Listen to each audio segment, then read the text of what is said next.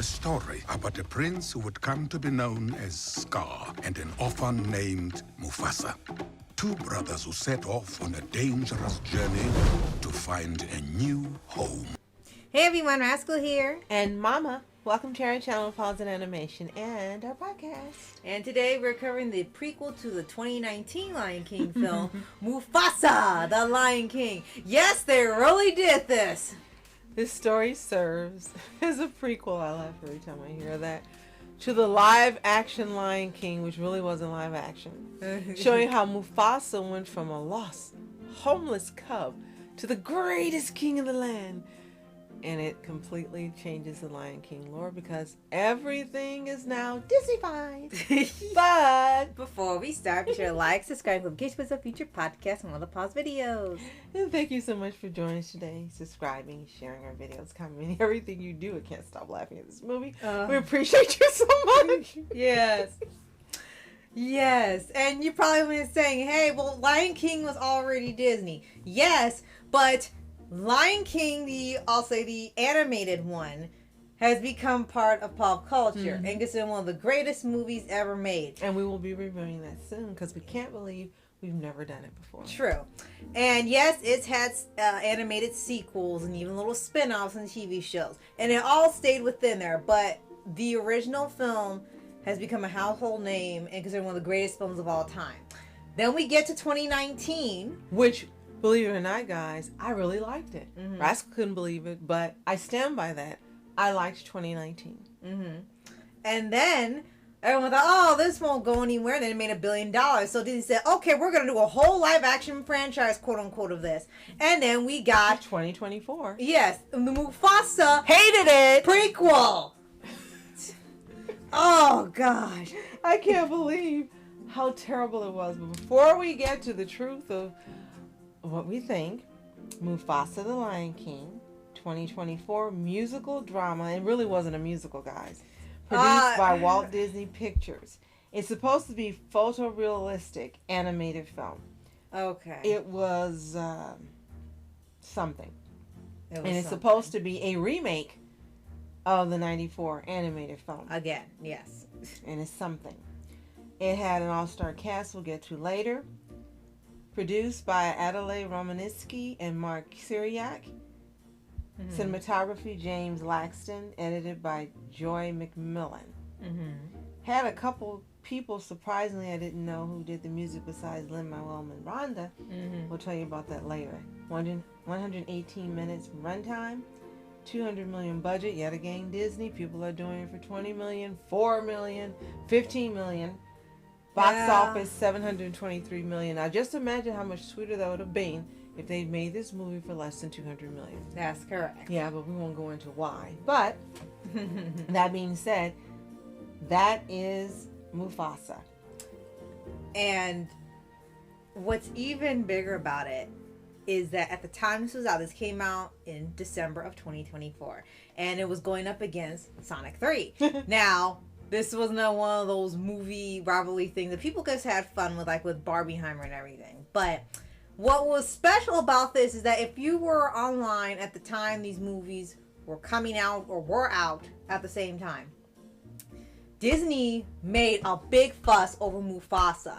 They promoted the heck out of this movie. Merch was everywhere, trailers everywhere, posters everywhere, interviews everywhere, songs everywhere. Lin-Manuel was plastered everywhere. Which no one's still singing, like they said. No one's singing any of these songs from this movie. And the biggest thing was that constantly on Twitter and constantly in the ads, they kept saying the number one movie in America, number one movie in the world, number one 2 weeks in a row, number one. And every time someone said, well, you still have these other films, then they went and corrected everybody and said, well, Sonic 3 is not out across the world, so we are number one in the world, we are number one in America, no other movie's gonna beat us, no other movie matters. And they were just so adamant about it. People were just like, how ridiculous are you gonna get? Then movie came out, and like 5 days later, it all got trampled over with Sonic 3 stuff constantly. So much that Disney was hiding and blocking posts that had to do with Sonic 3. Now, we're still talking about Sonic 3 and 2 and 1. No one's talking about Mufasa. So I think time has shown this movie did not have lasting power. So first, what they did right. The one positive thing I can say is that we do like when any studio tries to do something different. I think it was a bold move and really experimental in the vein of Walt Disney to try to make this movie. I'll give it that. The problem is it didn't do well. They didn't do a good job. And it wasn't because of $200 million. Again, we've got movies coming out with $4 million for Chainsaw Man, $20 million for Infinity Castle, $50 million for Godzilla, where you don't have to spend $200 million. To me, when I hear $200 million, I think it's going to be like fantastic and marvelous and magnificent, and nothing can touch it. And then we saw this movie. Yes. So I applaud them for trying to do something different. I applaud them for trying to step out of the regular things they've been doing recently that haven't been good. I applaud them for that. The cinematography was not as good as it could have been, but it was okay. And honestly, not being a witch, I can't find anything else positive to say about this movie. The thing that shocked both Rascal and I was excited. I wanted to see it, remember? Yes. And I said, okay, well, it's got to probably be good. 2019 I liked. And within 5 minutes of watching, I said, what the heck is wrong with these lions? They look terrible. Why does he look malnourished? Well, why does this look like this? And within 10 minutes, I just decided I don't like this movie. And it didn't get better as we liked it. For those of you who like it and love it, I'm really happy for you, because that means they got something out of investing $200 million in doing this new idea. But for me, and I think for Rascal, this movie didn't cut it. They should have just stuck with the original Lion King and the 2019. And stopped. But no, made $1 billion. Sure, that means every movie after that will make $1 billion as well. That's probably was the mindset. And I think the lions look like that because one of the complaints for the original was that they didn't emote. They look so realistic like lions that they had no expressions. You couldn't tell what most of the characters supposed to look like. And they tried to fix it. Said, okay, well, fine, we'll make them more expressive. Well, they're more expressive, but now it's in the wrong direction. I don't think that was the problem. That would be great if that were it. They look terrible. If they never opened their mouths and said a word, the lions looked terrible in the beginning. When we first saw Scar and Mufasa, they looked terrible. And then you've got the white lion. The white lion. He looked terrible. They did not look real. 2019 did a better job at how they looked on the whole. I understand about them not having the facial expressions, and I can say, okay, I understand what you guys are saying. But the lions looked better. It actually looked beautiful. This didn't. The environment didn't look good. The animals didn't look good. It just, for $200 million, I expected better. Yeah, and half the land didn't look like it was even alive.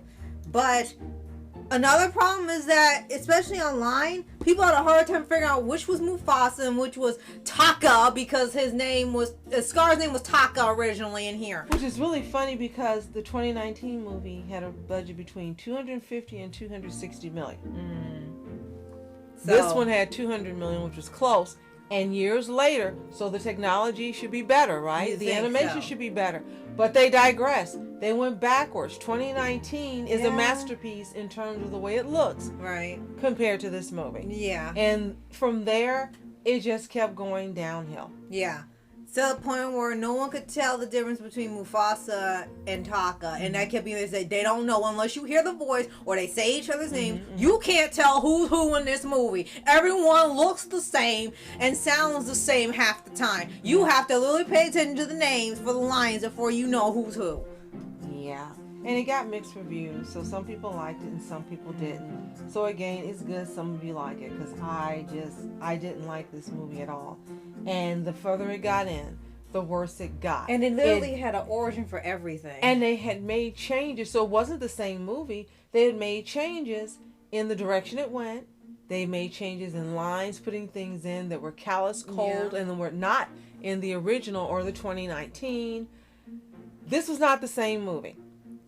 And it did not translate well. And I will not ever watch it again. It's just Mufasa. Well, It was a disappointment. And I want you to continue, but I gotta say, the first strike for me is James Earl Jones only being at the beginning of the movie, before the movie starts, Yes. with a couple lines. What an insult. and it was on purpose, because the way this movie is framed is that basically they show Kiara's already been born. Simba is going to see Nala to have the other cub. We watch Lion Guard is going to be Keon. So Rafiki tells Kiara the story of Mufasa and how he became the Lion King, with Timon and Pumbaa in the background making nonsense. And the reason why they opened it on James Earl Jones speaking to the tribute is because this movie was riding the coattails of the character's legacy and James Earl Jones' legacy, because he passed before the movie came out. Right. So they did a dedication in the very beginning to him. So the entire movie was hinging on you loving the character and the legacy of the voice and the legacy of Mufasa in the Disney universe to carry the film. Like, wow, I want to see the story of one of the greatest characters in Disney history, and I want to see it. Everything is empowering and powerful, and oh my gosh. If I want to see the legacy, I'll watch The Lion King or 2019. I didn't have to see Mufasa, because it did a disservice to the franchise. To me, it was a slap in the face to James Earl Jones. That's just how I see it. And it didn't give you anything new that would make an improvement to the franchise. I understand this is a prequel, and maybe some people did wonder about things that happened. The problem is, from the story we understand, Lion King was the original. So there was no prequel. There was no other events prior to it. Right. And if you're going to do a prequel, make it good. Make it interesting. Make it not contradictory to what happens after. And I remember you caught a couple of inconsistencies that didn't make sense when they said it was a prequel. Yeah. And one was him saving Mufasa. Constantly, yes. And they kept doing this thing in here with that, like, foreshadowing. Because the way they build up in here, this is the only way to say it. Mufasa and Taka were not brothers. They just became brothers because he wanted a brother. Immediately after meeting him, there was no build-up, there was no chemistry, there was no, like, oh, okay. But they had a strong bond and they were brothers. It's just, he comes ashore, Scar sees him, and you could tell something wrong with him in the beginning of his dialogue. And then they have a race to prove he can stay there. You see the blah, blah, blah things happening. So, I've always wanted a brother. And he lets him win so he can stay and have a brother. We know nothing of Taka. We know nothing of his kingdom. And they especially established that, yes, Scar was royalty. He was going to have the throne. And then Mufasa ended up being king in this weird turn of events. Right. So it actually tries to justify Scar's jealousy in killing Mufasa. Which makes no sense. And then you kept laughing and saying, oh, so he lost the kingdom because he took his girl from him. Yes, that's literally what happens. He's interested in Sarabi. Mufasa kind of is, but for once he wasn't. Mufasa actually wasn't jealous. He said he was trying to help him. It doesn't happen. Right, he was like trying to build up his brother. Right, and it's not going to happen because that's his future wife. But you saw, okay, he's trying. He's not trying to compete. He's trying to help him. But she still wants Mufasa, so it don't matter anyway. And Scar's still pissed at him. Disney-fied. Yeah, and this whole thing happens. After all this, like, he's still with him after the parents are taken out by the White Lions. He's still with him after they lose the kingdom. He's still with him after they go through this journey together. Like, this will solidify the bond. You wonder, how does it get to this point where he kills him? Well, Sarabi comes in, and then that's literally it. Yep. When she chooses Mufasa, and Scar sees it, he turns bitter and decides he's going to take him out. And what didn't make sense, it was Disney, because he heard Mufasa still trying to defend him,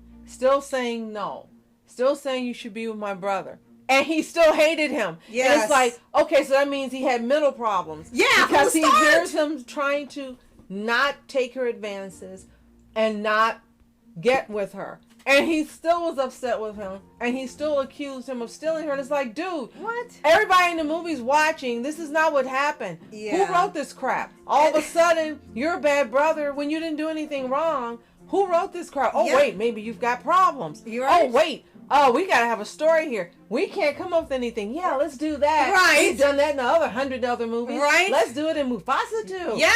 And what's even worse is that they foreshadowed 2 to 3 times where he grabs him by the paws. And you know what happens in the original before his Mufasa's death. And it's one of the most iconic scenes of all time. They kept doing it 2 to 3 times in here. Every time Mufasa was dangling his son, they would reenact the moment over and over again, as it's to say foreshadowing. And he grabs him, and then he pulls him up. Every single time. Yeah. And what's worse, it happens near the end where he has an opportunity for him to die. And then it's like, okay, I guess he decides to forgive him. And then he pulls him up and foreshadows the death scene. But it doesn't make sense because it's like, why save him 2 to 3 times when you know years down the line in the actual film, he's going to kill him? I think they were taking a page out of Korra. I'm sorry, out of Avatar. Forgive me, guys. The Last Airbender with Roku. And Soren. Sozin, yeah, I call him Soren. Sozin, okay. I know it's a different story. I think they were taking a page out of that because if you saw the animated series, they were friends, blah, blah, blah. And there was a volcano that exploded, gases were emitting. Sozin shows up saying, you need help, old friend. And then all of a sudden he decides, you know, if my plans would work, if you weren't around, so I'm going to let you die. And I really honestly believe someone took that and wrote it into this story. Yeah. They didn't try to come up with anything new or different. They tried to make something different visually, but as far as the storyline, it's the same old Disney stuff again. And I think for those that are disgruntled like we are at times at Disney, this is part of the problem. You keep rehashing the same old tropes, storylines, stereotypes, and everything. And you don't come up with something different. It would have been refreshing to not only see you try to do something different visually and technologically, but also to write a different type of prequel that would have been hard-hitting, yet making us empathize. How about making us empathize with both Mufasa and Scar? That would have been great. How about writing a story that showed, as you mentioned, gave us a visual and a storyline on why they became close. Not just we said so, so they were, but showed us what happened between them to make them like brothers. Then it would have made sense why it was so tragic later that he let him die. You didn't do anything like that. Yet again, you just went with the usual crap you usually do. And lastly, it would have really been a great thing to show more of Taka's life a little bit before he got found by Mufasa. And I thought that's what was going to happen. Right. Mufasa, but no, literally, immediately it started with, found them, we're brothers. Yeah, literally immediately. You get Mufasa for like 5 minutes. Yeah. Taka you get immediately. And then all you know is that all the male lions in the pride were lazy and slept, and the women hunted. And it's like, okay, Disney, so we're gonna play with nature now and change how lions work. Not only does it not work for real lions, it doesn't even work for the Lion King universe. They never give you the impression that was like that. Scar let things die out because he was being arrogant and boastful and prideful. None of these others. So what they're saying is that his bloodline is tainted. All the males were lazy and bad kings, so now Scar's a bad king. It's the Simpsons and the Simpson bloodline with the males all over again. Oh gosh, yeah. So this is why the many reasons we did not like this movie. So and then now the we're freaking gonna music. we'll get to that quickly. Let's go through the voice cast. Aaron Pierre as Mufasa. Kelvin Harrison as Taka. Kelvin Harrison Jr. As Taka. John Connie as Rafiki. Seth Rogen as Pumbaa. Billy Eichner as Timon. Tiffany Boone as Sarabi. Donald Glover as Simba.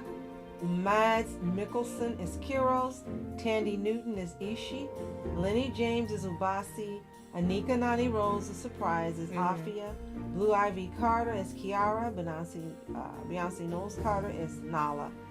And you have a couple other people. It's a very long list. We're going to mention AJ Beckles as a Zebo because that was a surprise. And you've got another long list of characters. They took a lot of time in casting these people. But unfortunately, some of them didn't work. And we're not talking about Taka and Mufasa. We're talking about others. And now the music. Yes. They really were pushing that very hard. Lin-Manuel usually very fantastic at making a lot of songs memorable. Sometimes the whole soundtrack can be memorable. We saw what happened with Encanto and other films he's done in Hamilton. We get to hear In the Heights? In the Heights as well. You get to hear the only song I found catchy, and it looks like most people found catchy. Right, and Bebo. The only song that I found catchy and most people found catchy was I've Always Wanted a Brother. That's the best one to me out of the entire soundtrack. Everything but before and after was just white noise. I didn't even remember any other song. What's interesting about that is it wasn't just Lin-Manuel. In June of 2022, Nicholas Britell was set to compose the score for the film, having previously collaborated with Jenkins on projects, and he was joined by Hans Zimmer and Pharrell Williams, I don't know why I'm saying it that way, in September, returning from the 2019 film. So they were the ones that did the music in the 2019 film, and it was very good. But in April of 2024, it was announced that Lin-Manuel would write the songs for the film. And Jenkins approached him to work on the film due to keeping in touch after doing If Beale Street Could Talk, which we've never seen. They started the work on it in 2022. Mark Mancina co-produced the songs with Miranda, with Lebo M providing additional vocals and performances. And then Dave Metzger joined in September of that year with Zimmer and Vittel and Williams dropping out prior to production. I think that's probably what really affected this music, is that you had other people who had composed and written the music, and then Lin-Manuel stepped in with some other people. So they were working with something that was already created by someone else. Kind of like Wish, here we go again, with the main Wish song that was written to be a romance, and then they changed a lyric, and it's about friends, and they weren't friends. And dreams and family and all that. And it didn't work then, and this didn't work now, and it seems to be the Disney curse now, that if Disney has someone's music, they get rid of, or the person drops out, someone else comes in and decides they're going to rework what the original music meant. You can't do that. When those people wrote the music, they knew what it was supposed to emulate, what feelings they wanted to draw upon. They knew what they wanted the audience to relate to. You can't just have Lin-Manuel come in and then change the purpose of the songs. And that is why none of these songs are memorable, because they're not Lin-Manuel. Pretty much. So with that, if you sing Mufasa, the Lion King, or just Mufasa, let us know in the comments. How did you enjoy it? Did you like it? If so, tell us why. Guys, tell us why you like this movie, because we know some of you do. Don't just add us. Let us know what we possibly missed, or what you got of it that we didn't, and why it's important to you. And if you don't like it, tell us if you agree with some of the things we've said, or if you have your own reasons. And if you haven't seen it, you know it's on Disney Plus. If you want to see it, watch it. But we're not going to recommend it. We don't recommend watching Mufasa at all. I say watch 2019 if you want a redo. And watch the originals. And then come back and tell us what you think. And if you have no idea, subscribe for updates and weekly reviews for your anime series, anime shows, and all things animation, and whatever the heck this was. Absolutely. Thank you so much for joining us and subscribing to each and all of our channels. As always, you are special. Thank you so much for watching, Mask Entertainment. And I'm Mom Entertainment. Have a fantastic day.